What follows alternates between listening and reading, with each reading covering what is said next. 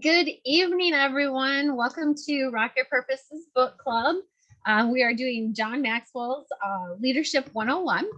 I'm Jackie Hastings. I'm a sapphire with our team, and we're going to be going over chapter 5, 6, and 7 with our lovely leader, Eilers-Heffner, and I. So I'm going to be talking about chapter 5, and it's pretty ironic that this chapter popped up because it's about trust and how developing trust and breaking trust and all of that fun stuff. And once trust is broken, you have major issues, right?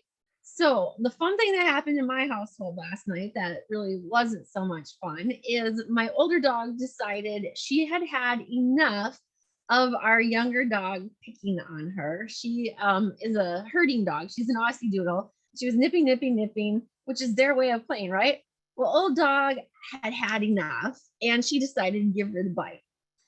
So then we had to have decisions of, oh my goodness, what are we going to do? Because this dog has broken our trust. How can we trust her around us? The kids, how do we know she's not going to attack Charlotte anymore? What in the world are we going to do? And so we had this issue that we had to deal with. And as we started to break it down, we're like, we got to get rid of this dog. You know, she's not safe. We can't have the other one broken. But we started to look and think, and we're like, no, she's not that bad. She was irritated. She had these different things going on, and reaching out for help, seeking a trainer. And we actually had a really good session with a trainer today who literally had me just about in tears because our dogs were fabulously amazing. And my little one says, Mom, he's like the dog whisperer. So what that made me realize is it wasn't that my dog is a bad dog. It was I hadn't given them the proper tools and proper training in all of those things. And when we think about it, that's something that happens in our leadership as well.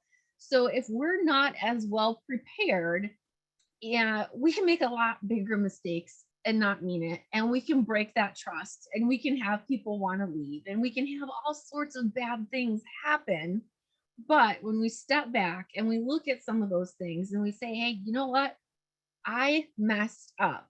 I wasn't prepared because I didn't have this personal growth, or I didn't have this experience, or I had XYZ going on. Not that they're excuses, but I want you to know from where I'm coming from. So even though that trust can be broken, depending on what your relationship was ahead of time, you can rebuild upon that and start moving forward. So I think that that's really important for our dogs, for our kids, for our spouses, for our business, for every aspect of life, that we really, really, really, really need to focus on trust. Because, like I said, for me, once trust is broken, I have a really hard time with getting back to that. So making sure that we establish really good relationships there.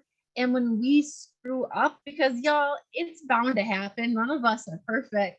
Admitting our mistakes, asking for forgiveness, and talking about what you're going to do to try to do better. So I think that those are some really important lessons that we need to have as leaders for every aspect of our life. So that was my fun experience yesterday. None of us are perfect.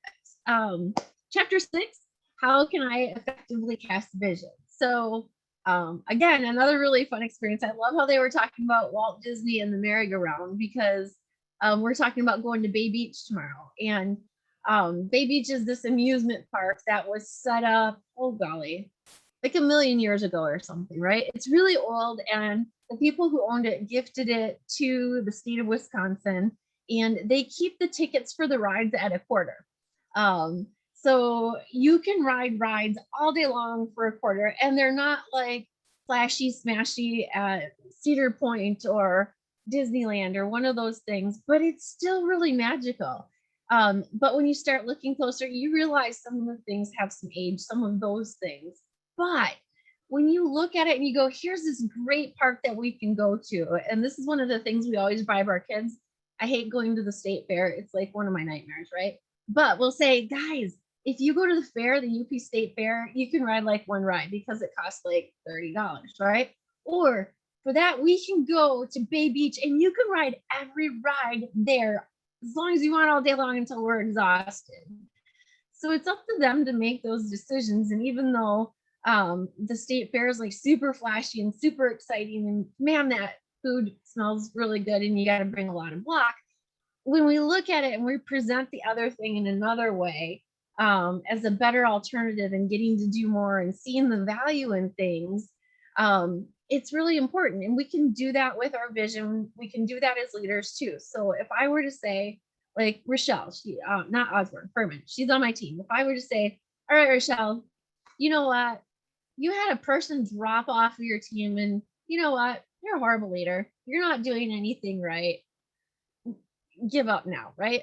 How in the world would that be any good? That would be awful. That would be miserable. But there's times that we feel like that, and she might feel like that. Even still, after almost 5 years, stuff happens, and we can take that kind of personally. So we have to go, okay, it's not me. But sometimes we need to look to our leaders to say, you know what, Jackie, you've got a bigger vision, and this isn't about you, it's about them. They didn't have the right tools, they weren't in the right mindset, they weren't in that right frame.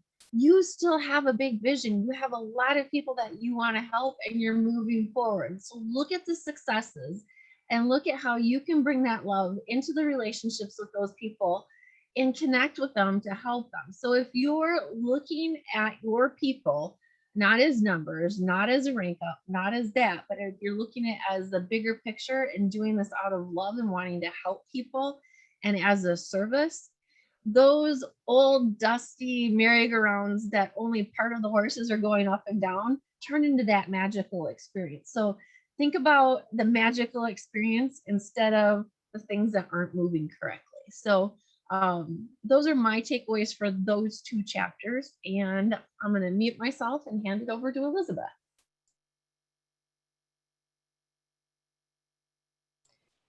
Hey guys, it's Eilers-Heffner, Sapphire Ambassador. I love talking about influence. I love talking about leadership as influence. This was something that I really wrapped my brain around a couple years ago, 3-4 years ago. And that, you know, we truly are in a position that we get a join or we get someone doing this with us, and we are in that positional leadership, but that doesn't necessarily make us a leader.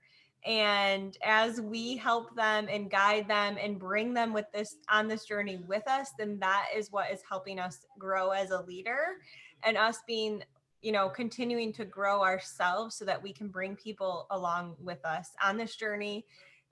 You think about our kids, you know, well, I have a kid. Okay, I'm their leader, I'm their mother.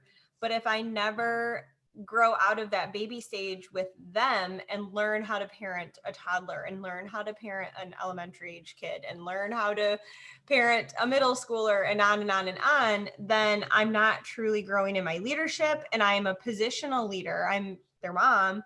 But unless I'm growing and learning how to guide and coach them, that I'm not going to have as much influence with them. And leadership is influence. So when we think about, for example, with our kids, who do we want to have the most influence with them? You know, that's a big deal. That's a big deal when we think of as parents. Like, do I want them hanging around that kid or this kid or whatever the situation? Like, we're very careful about where our kids are spending their time.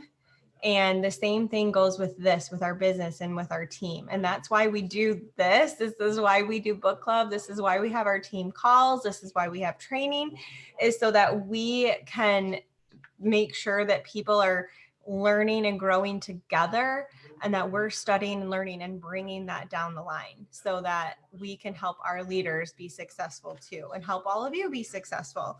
I loved how he talks about the difference between managers and leaders. You know, I've said this multiple times on other calls too, but I work in a hospital, had until a month ago or whatever. And we had managers, and there was like, hey guys, you guys need to start doing this, blah, blah, blah. Like, things would be passed down to our managers. Our managers would come to us as PTs and OTs and speech therapists and say, this is what you need to do. And we were like, no, like, you know, with certain things we don't want to do. Why would we do it like that? That doesn't make sense to us. Like, you know, where we had managers that are trying to enforce these rules and guide us through these systems that were brought down to us, but not necessarily making that change. So bringing in the changing the direction that an institution is going. And that's what leadership is. And that's what we get to do with Plexus. We get to help people see that there's something more out there than just your 9 to 5, or just feeling like crap all of the time, or, well, I have migraines and I'm just going to have migraines. Like, no, we get to help people see that there's a better way. And then we also have lots of opportunity to grow as leaders and to demonstrate character. I liked how he talked about Princess Diana and how she just continued to she grew in her influence. And even after things split up, she still had that influence, and that didn't change. And it also demonstrates her character.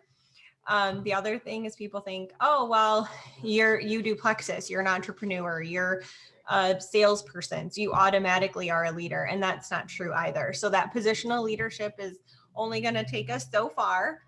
Also, people can know a lot of things. Like, don't we all know someone who knows a lot? Like, they know a lot, but it's just stuck in their head. They're not necessarily bringing people along and sharing that knowledge and putting that knowledge out there. And that's why we talk a lot too. And you see this on different trainings, like adding value to your audience on social media. You know, I wish I could sit down with so many people and have coffee with people or go out to dinner or whatever, but that's not possible. But on social media here, I can add value to a huge network of people all at one time.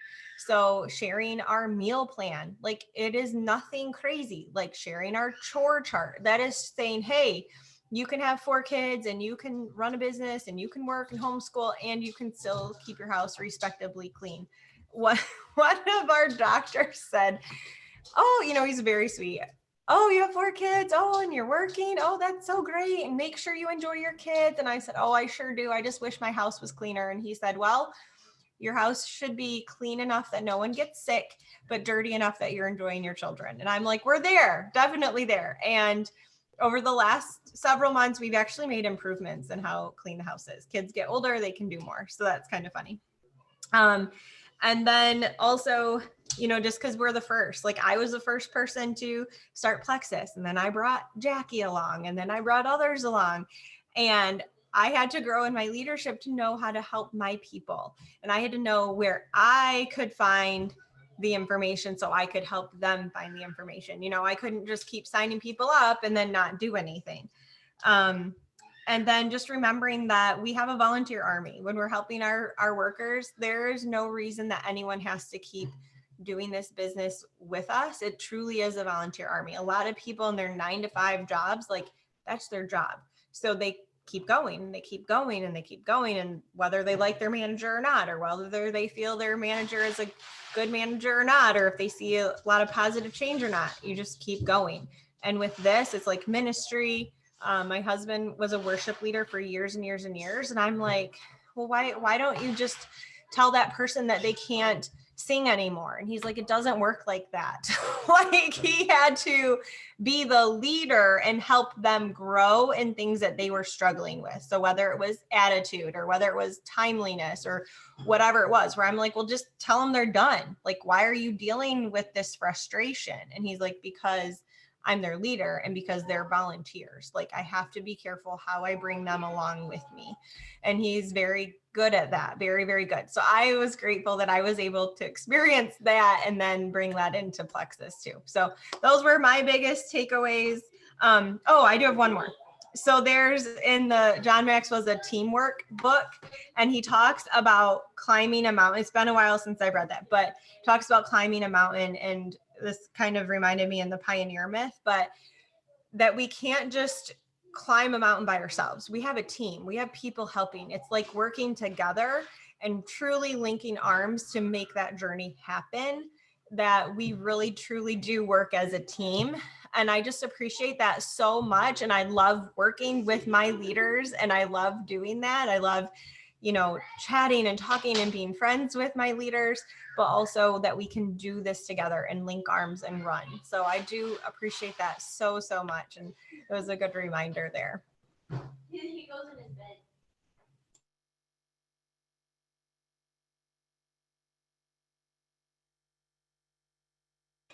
So y'all can share your takeaways. Look at that, Jackie, 18 minutes. I know. So that's my green part coming out. But I did forget something forgot to share. So with everything that happened yesterday, I really did not feel like coming today. In fact, I messaged Elizabeth last night and said, I wonder what my head's going to be like. I don't know if I'm going to be able to make it tonight, So that's another thing that we have to really watch, is that we're making sure, even if we're feeling crummy or our head isn't 100% in it, we still have to show up. We have people depending on us. Like, I can't go today and say to my kids, you know what? I don't feel like being your mom today. You guys got this. They can't make it to school. I mean, at this point, they can feed themselves. They can do those things. Or like my dog, Sarah Lombardi, I don't feel like walking you or taking you out or feeding you.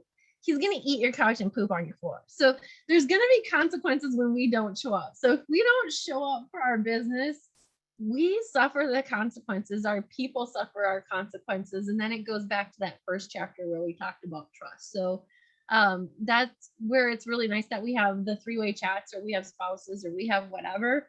So if we're talking about our regular life, we have partners in life.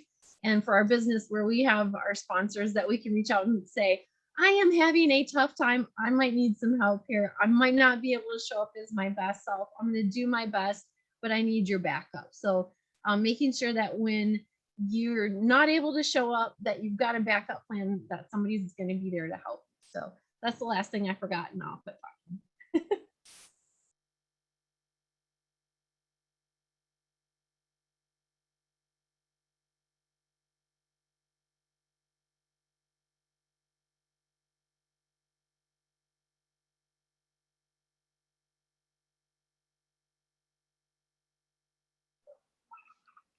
Okay, I'll go.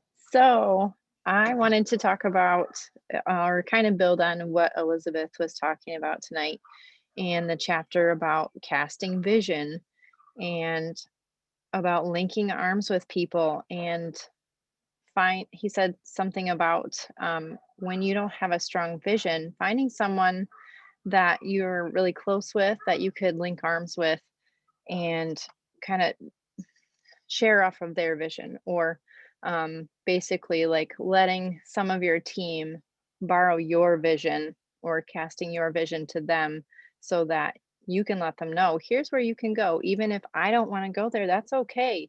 You can go there. You can make it to Mexico. You can go to Hawaii, or wherever they're going, or Paris even. But I just thought that was really cool, and reminded me of how they always say, share about all the things that are possible with Plexus, even if that's not maybe your goal. That might be somebody else's, so don't hold them back.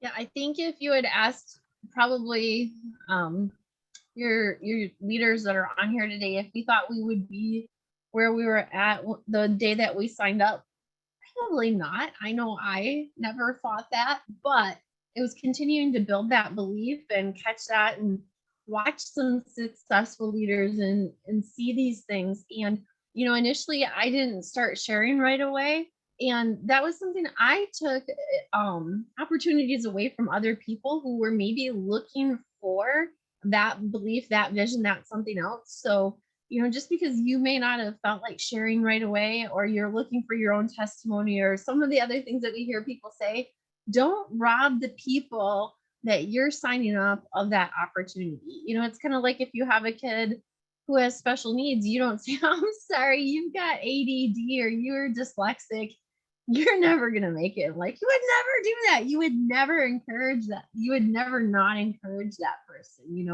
My husband's dyslexic. He has a doctorate's degree. So just thinking that don't take those opportunities away from people, even if it isn't your vision right away.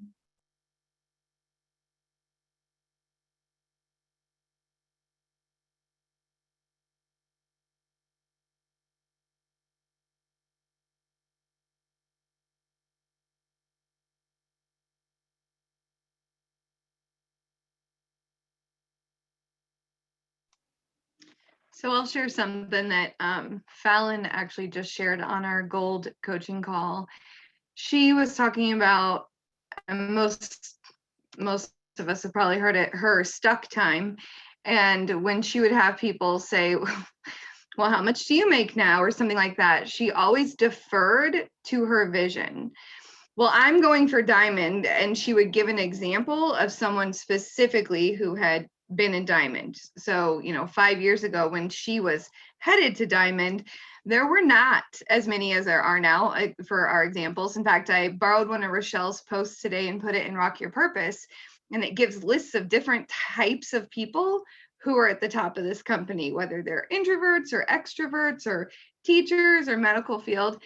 And she was saying that it all comes down to vision, that we can cast a vision bigger than where we're sitting just by having the stories of others. And it's the same way with the health side of things, right? We don't all have multiple autoimmunes. We don't all have massive allergies. We don't all have whatever it is, but there is someone somewhere in gut health and wellness or wherever that we can borrow from that and then feed that belief into people. So I just thought it was interesting that even Fallon in her quote stuckness knew enough and believed enough, because the red in her, whatever it was saying, I am going to the top. I'm just having to work really hard to get, work really hard, but just borrowing that vision and that belief from others who have gone before, even if, quote, you're silver or gold or whatever it is. Obviously, there are people here right on this call that we can borrow their stories and say, working full time with 4 kids, 8 kids, nine-ish, almost, like all those things. We can borrow those stories to pour that belief into others. And so I love that it is a volunteer army, but you have to be able to influence people to dream bigger than themselves and dream bigger than where they are. The other thing that really struck out to me was, and I didn't join this for the business. My health was like the first and foremost thought of my mind. But I also believe that Rochelle, when she told me, well, let's get your products paid for, but then she also quickly said, we could get your whole family's products paid for. And in fact, let's talk about what it would look like for Keith to retire, like Matt was retiring at the time, right? And so she cast that vision in me early.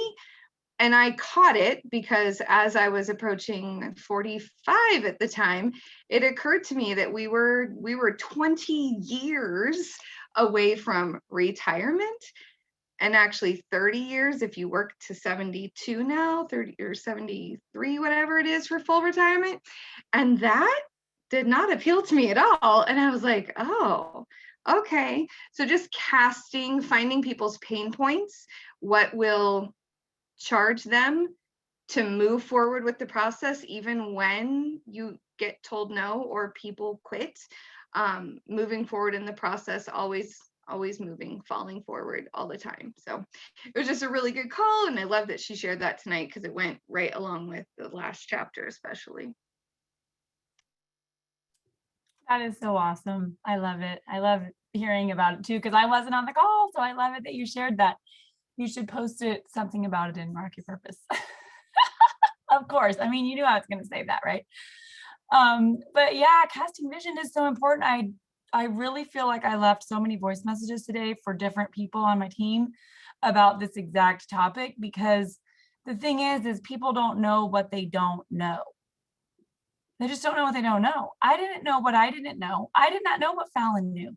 Quite frankly, I thought Fallon had lost her mind. And I was like, I call my mom, Fallon said she's going to retire Levi from the army and they're going to do Plexus. They got 5 kids. How are they supposed to pay for these kids? I mean, I legitimately did not understand what she knew. And so even for myself, like I didn't join for the business either, like Nicole just mentioned. I joined for the products, which I didn't think I needed all the products because I was already on vitamins, right? But I wanted to lose 8 pounds of baby weight. So that was why I initially started. And then I was like, I want my whole family on these products. We can afford one triplex, but we can't afford 3 triplexes, and we can't afford all of the kids to be on the ProBio 5. So I want to get my products paid. Fallon, how do I do this? Had no idea. All this stuff started, and I fell in love with just helping people. But even in the beginning of my business, I didn't have a big vision of, hey, I could be a diamond. Like, I didn't have that vision. I didn't know about that vision. And Fallon was just so busy with Cody, Tiffany, and Brittany, and they all had this vision, and they were running around to the top and going, she was emerald while I was still silver and all these things. But I was just over here like, oh, I'm loving helping people. This is amazing. I'm helping them. And I have so many prayers that I can pray for all these people. And it was just so amazing. And I didn't really catch the full vision until I went to convention the following year. And then I was like, oh my gosh, oh, I could be a diamond too. What? I mean, I knew that I could because Fallon was a diamond at that point, and she had 5 kids and she was a stay-at-home mom. But it was like, it wasn't registering, right? So even with our friends, if we are quote unquote casting a vision, sometimes it does take that third party. That's why those 3-way chats are so important. Jackie already mentioned it. 3-way chats are so important. This is why our vision casting calls are important. That's another third party validation. You can plug your friends into listening to somebody else's story or whatever, but people just don't know what they don't know. They don't realize that Plexus is different. They don't realize that it's not just, we're not just selling leggings and candles over here. Like, this is residual income. That is absolutely true what those income disclosure graphics are floating around. Like, this is literally what people are bringing in every month, and people are quitting their jobs, and people are reducing their hours, and people are paying for their kids' student loans, or they're paying for their own student loans, or they're retiring their husbands. Like, it is amazing. And so people just don't know what they don't know. So it's so important to cast that vision. And it is, you do have to have influence, because influence is leadership, nothing more, nothing less. And maybe some people might think, well, I don't have influence. Some people just have it, and you have your friends, you have developed relationships all along the way. And I remember going on a walk with Matt the one time back in North Carolina, and I was like, you know, honey, this is so cool. Like, I have all these people that I was friends with in elementary school or high school or whatever, living in Germany or all over the world with the army. And now these people are all joining my team. Like, I didn't know back then that all these people would be joining me doing Plexus. Like, this is so cool, you know? And so I had relationships with people. And then when I post about my different things, whether it's home birthing or homeschooling or whatever, people are like, oh, and then they're messaging me. They're asking me about home birthing. They're asking me about homeschooling. And so that's adding value, like Elizabeth had mentioned. And those are the kinds of things that you can gain influence with, you know, pouring into your people and really loving on them and just being a friend to them. I mean, as you get further along in the business, your team gets really big and you're really wide and you have a lot of people. And sometimes, you know, you might feel like, I know Lauren and I have talked about this, like sometimes you might feel like, oh, I can't keep up with all my people. I love them all, but there's just so many of them. And so we don't beat ourselves up. We do the best we can. And when God brings them to mind, we message them and all of those things. But Jesus only had 12 disciples, you guys. Like, he didn't have 120 disciples. So we do the best that we can, right? I got 8 kids, 1 husband, that's 9 people. I got room for 3 more people. That's it. No, I'm just kidding. But, you know, like, just be a friend to your people, and that will help you to build that influence. And anybody can learn how to build influence. Anybody can learn how to be a good leader. Anybody can learn how to recruit. All these things are things that anybody can learn. We just have to be willing to learn about it. So we can read the books, we can apply what we're learning, we can help our people, and we just keep going, and we just never, ever quit. If we don't quit, we'll never fail.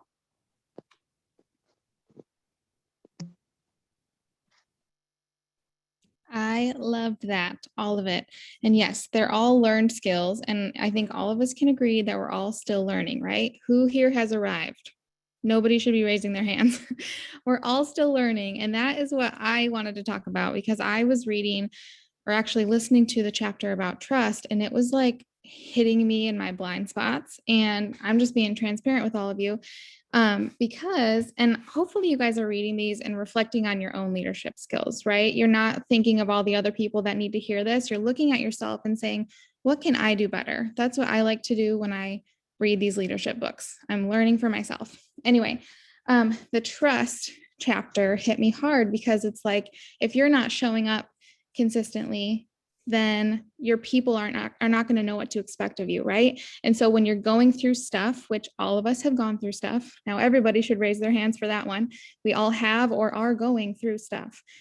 Just like Jackie said, we still have to show up because that shows our people that we are still consistent, that we're still there. They know what to expect from us.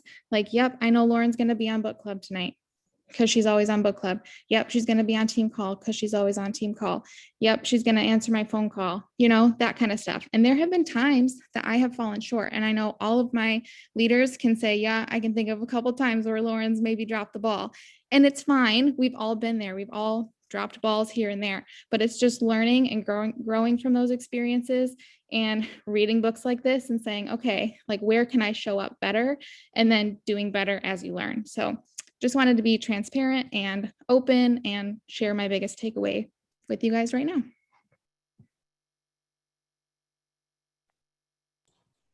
I have a really quick story. So Melissa Allen and I, is she still on here? I know she was.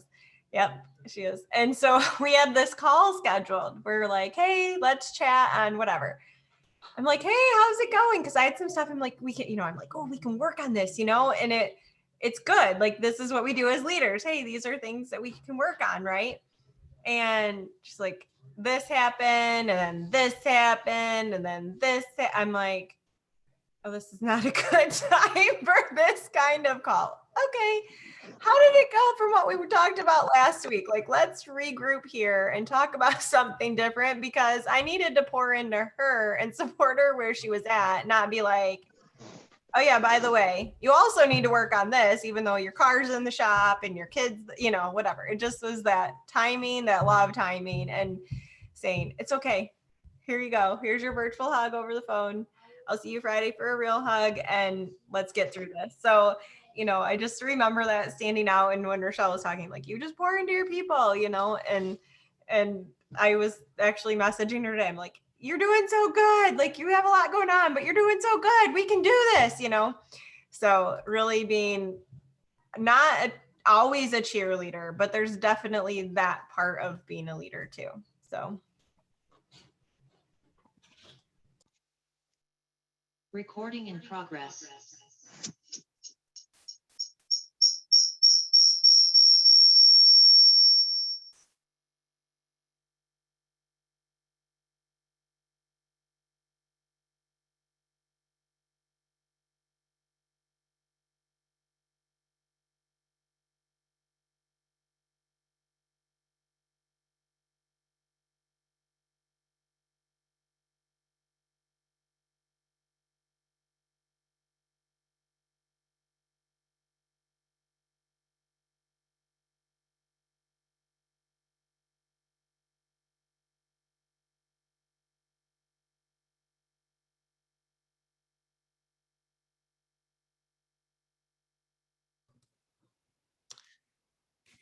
Well, I, for one, loved the list that he gave on like what makes a leader and what a follower does.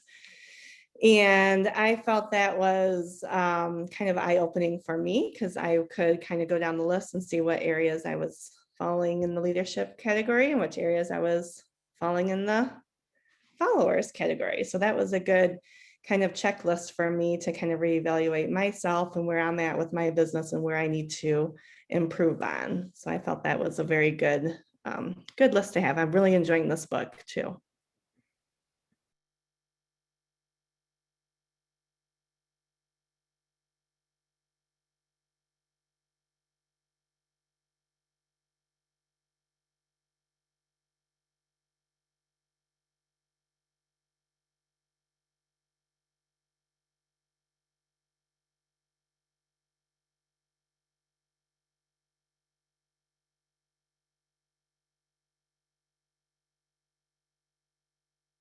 Speaking of followers, so he talked about at the end, he was talking about if you think you're a leader, but you don't have any followers, then you're just taking a walk alone or whatever. And I know Matt has said that quote so many times. And so, but there's also some stuff in some of his other books. I don't know. I read so many things. I don't know where we would even find this at, but it's in there somewhere in one of his books. But he talks about you don't want to just have followers. It's probably in Developing the Leaders Around You or The Leader's Greatest Return, something like that. But you don't want to just have followers. You want to create other leaders with you. So we are leaders. We're not just creating followers. So you could think of followers kind of as like maybe just wholesalers or something.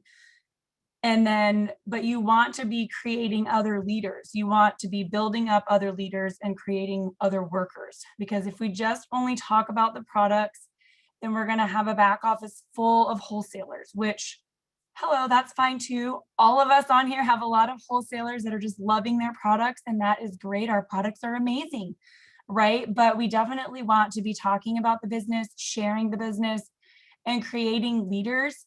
And part of the way that we can help our people to become better leaders, or help them to duplicate that down for their people to help their people become better leaders, is just encouraging people to get on these calls, right? Get on these calls. And then when you're on the calls, like, share. Like, if you're new, whatever you read, it doesn't matter if you just want to say 2 sentences. You don't have to be like me and talk for 5 minutes, but you can just say 2 things or 1 thing, but get out of your comfort zone and do that. Because the only way that you're going to be able to talk on book club or lead calls is by just doing it scared.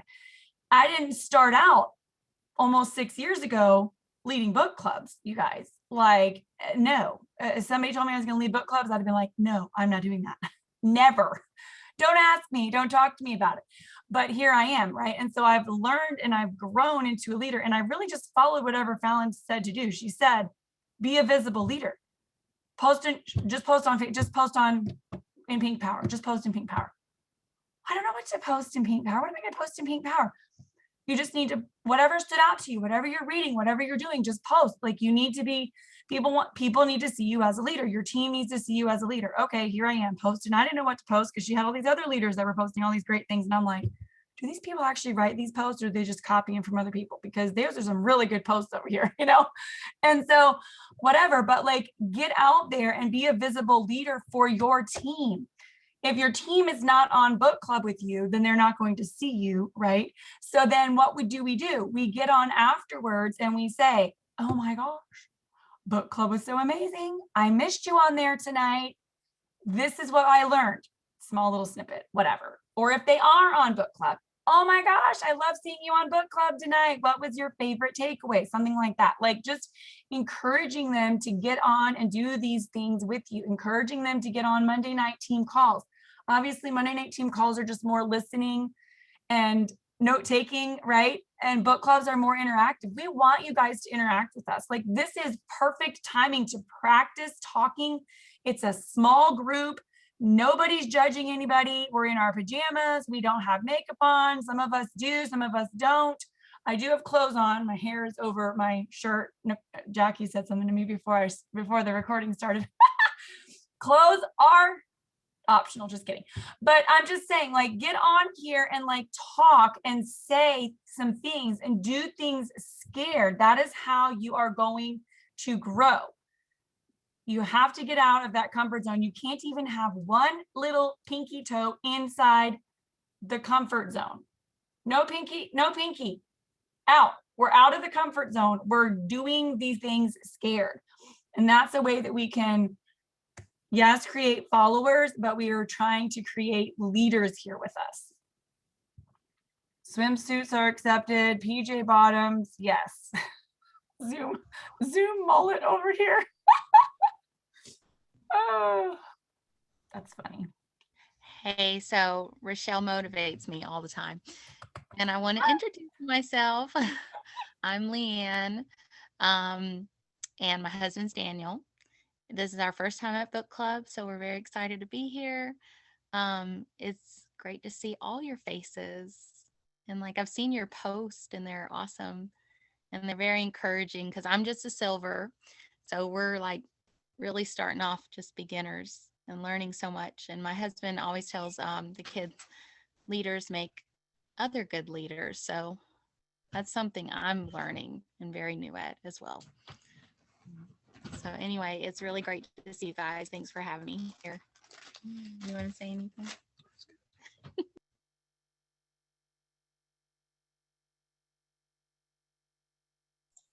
I love that you popped on. Yeah, and that is awesome. Seriously. I love that your man is there with you too. That is great. Mine is sleeping because he's an old man and he goes to bed early. So it is what it is. But one of the things I wanted to say to you is at one of our Ruby retreats that we went to, there was Sheila Medina there, and she sat, and she's like super fancy pantsy. I mean, she's like high up there. She's big shot, man. And you can tell him he knows he's an old man, but she's big. And she said, you know, I had somebody come up to me and say, I'm just a silver. She is like, you're a silver. That is amazing. She had done Mary Kay for like 800 years before she had done Plexus. She had so many skills that she could use for this. So never discount where you're at what time, because you having hit that rank of silver already is huge, and you're going places. And the fact that you're showing up here and you're willing to talk and you got your man on with you, don't see any of our guys here today. You are a leader and you're going to go big places.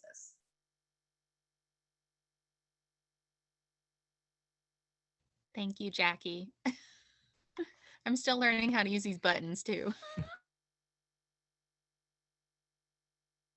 I remember when I was first on my Zooms and I'm like texting Fallon, I'm like, how do all these people write stuff in the chat? That's like really cool. She's like, oh my gosh. I mean, she probably, I don't know. She never said that, but she's probably going, oh my gosh, this woman needs so much help with everything. It's so funny. I'm glad you shared, Leanne. Thank you. Hi, Daniel.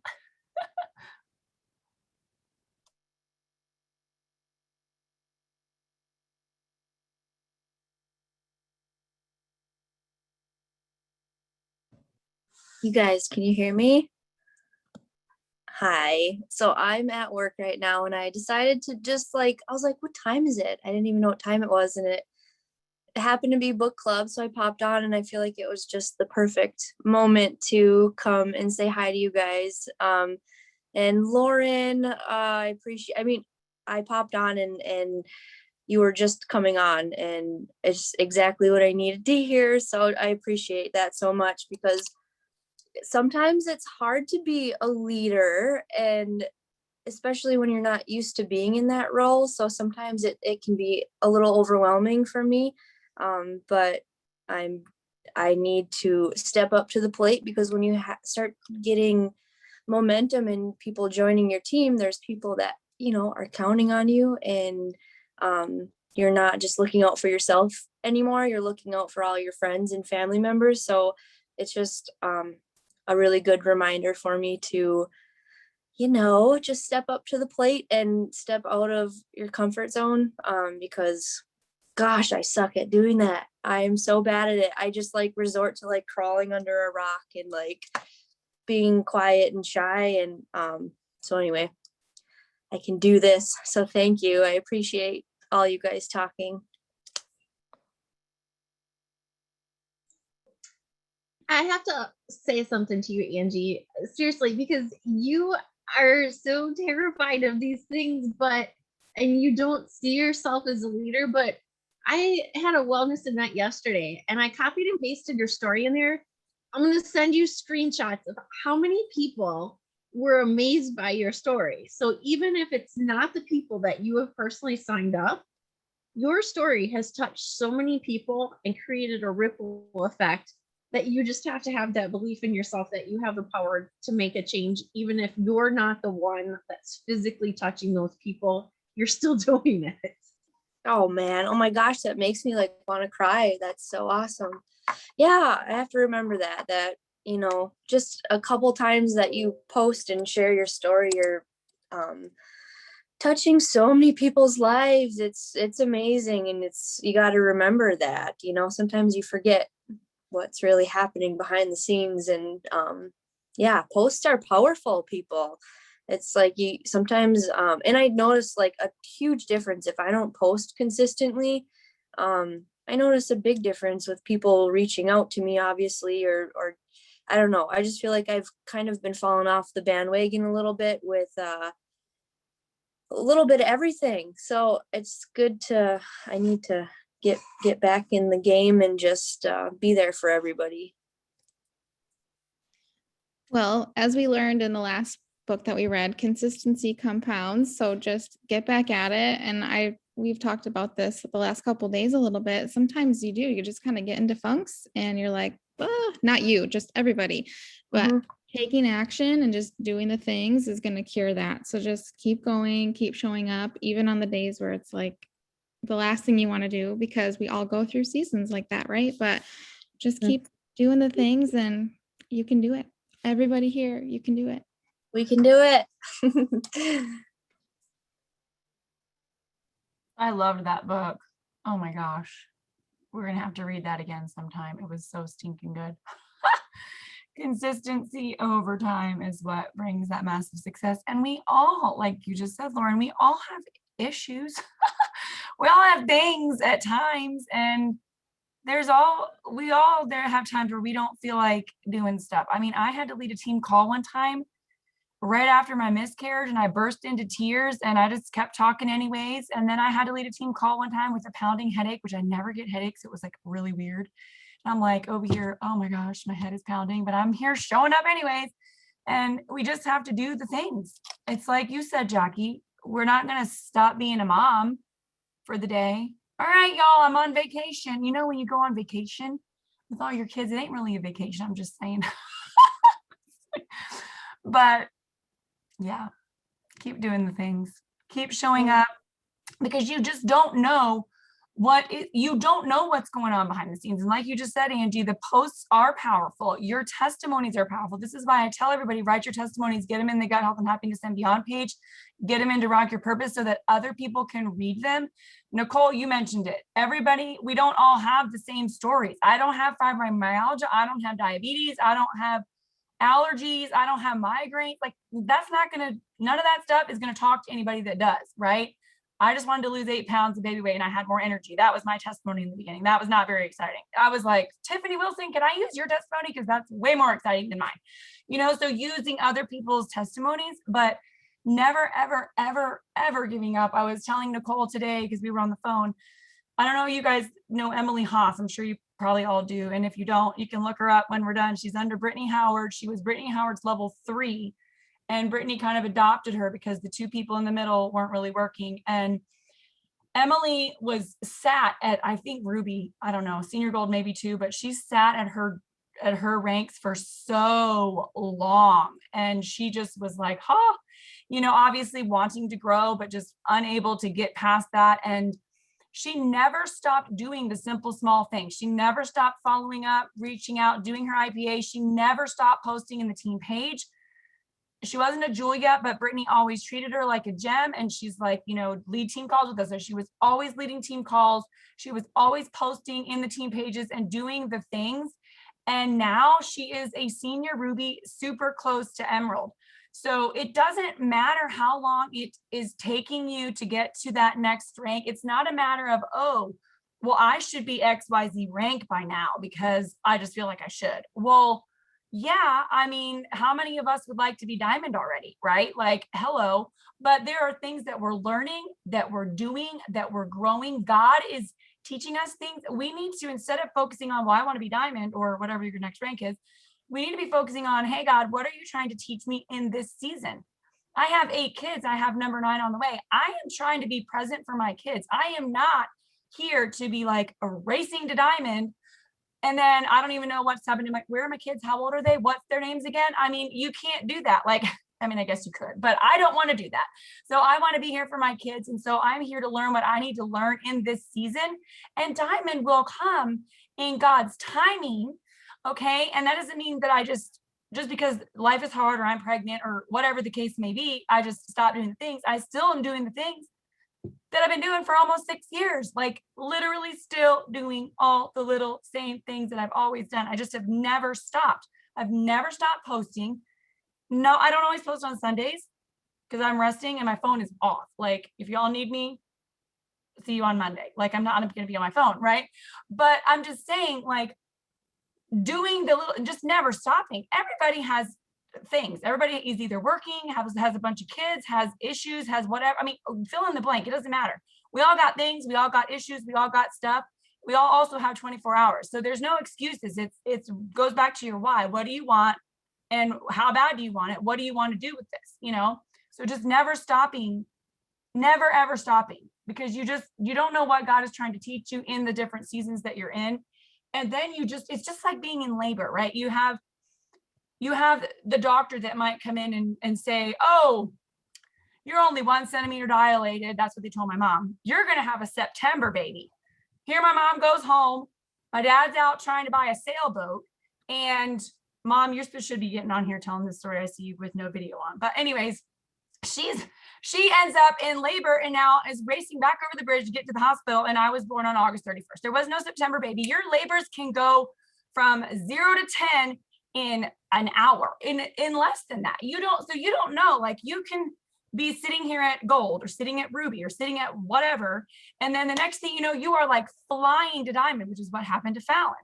And so you just don't know. You just keep doing the things. You keep doing the simple things. You do your IPA, reaching out, following up, posting. You never stop those things ever. You never stop following up with your people that are already on your team. You follow up until the day you die. You're always following up. Okay. You're on team calls and book clubs. You're reading the books because you have to know what to do with your people. You have to read the books so that you can know how to lead your people and how to help your people. You have to watch the team calls so you can know how to help your people. Like it doesn't, like I can say, well, I wouldn't be where I'm at if it wasn't for my team calls. Well, yeah, but it's not just my team calls. It's my book clubs. It's reading the books. It's all the things. So you have to do all the things, and anybody can do it. It's not a matter of if you can, it's a matter of if you're willing. I'm sorry, I'm talking so long. I get fired up sometimes. Somebody needs to mute me. But anyways, anybody can do this. That's it. IPA is income producing activity. So that's your reaching out to your new people, 2 new people a day. It's following up with at least 1 person a day. And then it's your posts. So we used to say 3 posts a day. That was almost 6 years ago. Things have changed now. There's stories that we didn't used to have. And so I personally do 1 Plexus post a day, 1 personal post a day, and 1 something in my stories. So that's my 3. Because it can just be so much information overload with everybody seeing all the things. And especially with the pandemic, you know, everybody's on Facebook and there's just stuff everywhere all over the place. So that's what I do. But that's what IPA is, income producing activity. I think that Lauren, I feel like you have probably talked about this before, but instead of it being income producing, but impact producing, like who are we helping? Who can we impact? And when we're focused on helping others, then the income will come, diamond will come, the rank will come. When we're focused on impacting, I want to help you get over your migraines. I want to help you make $600 this month. I want to help you make $1,200 next month. Like, when that is our focus, that impact, it's so empowering to us. And it's also so empowering to those we're reaching out to. And when we hear that, no, I'm not interested, I want to be like, do you know what you're saying no to? Like I don't. So, okay, I'll respect that for now. And then we're going to circle back to this because I don't think you realize what you're saying no to. So you just keep commenting and they keep seeing your stuff because you're commenting on theirs and you circle back. And, you know, because you want them to have that impact too. You want to be able to offer that to them. Yeah, or intentional. The I could stand for lots of things. But in the beginning, that's what they said it stood for. Because I'm like, what does IPA mean? Income producing activity. But I personally love impact better. And intentional too. We have to be intentional. I mean, with anything, we have to be intentional with raising our kids. We have to be intentional with our marriages. We have to be intentional about going to the gym. or whatever, doing Billy Blanks in our house. You know, I love me some Billy Blanks, but you have to be intentional about your business too.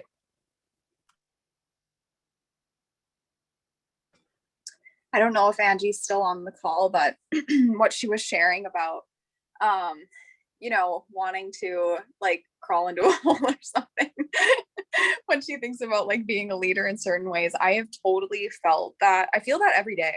Like, to be completely honest, I feel it every day at random times in the day. But what I have, I've been doing this Eric Worre like training that Fallon recommended to me, and I know I've mentioned it.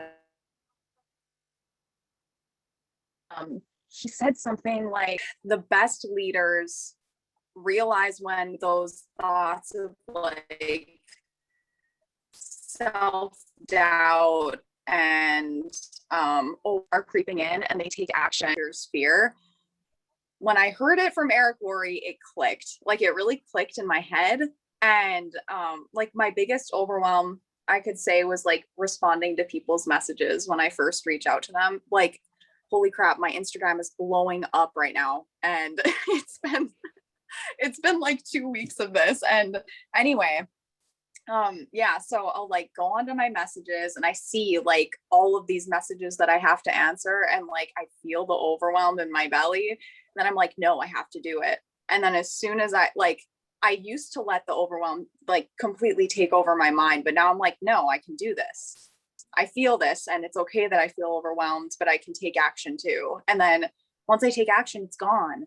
Like that pit in my stomach is gone. It's just, yeah, just do it. Yeah. Took me a while to learn that though.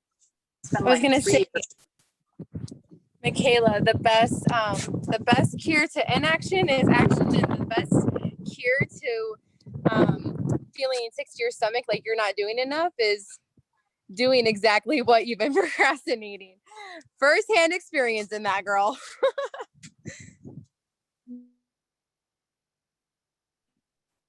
I just have to agree with all of that. There have been times I felt the same way, but we like build up doing these things in our head to be way more dramatic and time consuming and crazy than they actually are. And then when we sit down and we're just intentional, right? We are impacting others and intentional with an hour or 15 minutes even. It is so amazing how much you can get done if you just are intentional with your time. So I have been reminding myself that a lot lately, and I'll just sit and like get through my messages, and I feel so much relief afterwards. So you're right. It cures that like pit in your stomach, or like the negative self-talk of you're not doing too much, if you just sit down and you just do it and stop being dramatic about it. And I'm talking to myself right now, but that is what I say to myself. Like, it's fine. I'm going to sit here. I have time. I'm going to take my hour and get through all of this stuff. And then I always feel better afterwards. It's just like with working out too. If you constantly are telling yourself, ugh, I don't want to get up, I don't want to get on the treadmill, I don't want to go for a walk, I don't want to fill in the blank, then that's what our mind is saying to ourselves. That's what we're saying to ourselves. That's what our mind is telling us. So if we are telling ourselves, I love working out, I love being healthy, I'm so excited to do this. I mean, yeah, there are going to be times when we're not feeling that motivation, right? And that is exactly right. Is we just have to do it anyways. The action is what brings the motivation. It's not motivation brings action. It's the other way around. Chuckle at the I take my book to work when I have a couple minutes at work to just read when it's not crazy busy. And my boss saw the book and instantly went with, oh, so you're looking at being a manager. Good Lord, no, this is for my business. I don't want anything to do with that. It has nothing to do with that. I don't want to be a manager there. This is for me at home. Are you interested? They didn't know what to say. My district manager was like, wait, what? You have a business? What are you talking about? Yeah, I do. That's pretty funny. So funny. So funny. I mean, I love what I do, and I let them know I love my job because I get to help people there too financially, but I love this too, and this I get to help them health-wise. but he didn't understand why I didn't want any part of management. I was like, that's corporate. No, I want no part of that. No. Well, you Go can ahead. help people financially with Plexus too. And Oh, exactly. you're your own, you're like, you tell them, hey, I'm my own manager over here I'm the CEO of my business, y'all. I did. I let him know And that. you can be a CEO of your business too. That's what you tell them. Let him know I get to be my own boss. I don't have to answer to anybody. Where there I would have to answer to people, and then there's all the big wigs, and I'm good. I want no part of that. But thanks. I'm glad glad that I'm reading the leadership books.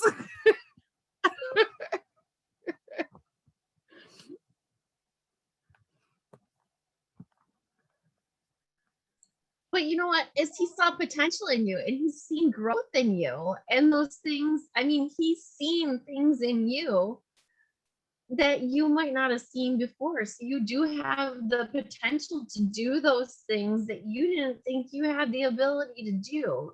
You're stronger than you give yourself credit for. So don't discount that, because otherwise he wouldn't have said a daggone thing about that.